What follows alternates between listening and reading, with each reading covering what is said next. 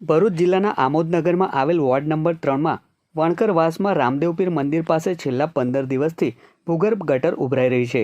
ભૂગર્ભ ગટરનું ગંદુ અને દુર્ગંધ મારતું પાણી મંદિર સામે જ રેલાઈ રહ્યું છે, જ્યાં સરકારી આંગણવાડી પણ આવેલી છે.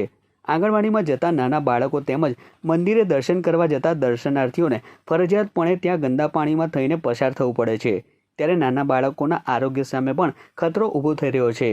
આ ઉપરાંત ગટરના ગંદા પાણીમાંથી પસાર થઈને દર્શન કરવા જતા લોકોની આસ્થા પણ દુભાઈ રહી છે. એક બાજુ તહેવારો પણ આવી રહ્યા છે, જેથી સ્થાનિકોમાં પાલિકાના સત્તાધીશો સામે રોષ જોવા મળી રહ્યો છે. અનેક વખત રજૂઆત કરી હોવા છતાં કોઈ નક્કર પરિણામ મળતું નથી. ત્યારે પાલિકા સત્તાધીશો તરફથી માત્ર ઠાલા વચનો સાંભળવા મળી રહ્યા છે. આપણે હાલમાં વોર્ડ નંબર 3 આંબલીપુરા વણકરવાસ રામાપીર મંદિર પાસે ઊભા છે. છેલ્લા 15 દિવસથી અહીંયા આગળ જે મુખ્ય ગટર લાઈન છે તેમાંથી ખૂબ દુર્ગંધ મારતું પાણી અહીંયા ઉભરાય છે, જેના કારણે મંદિરમાં પણ અહીંયા પ્રવેશ દ્વારમાં પણ ખૂબ ગંદુ પાણી છે. કોઈ દર્શન કરવા માટે આવે તે પણ ગંદા પાણીમાં પગ મૂકીને આવવાની ફરજ પડે છે.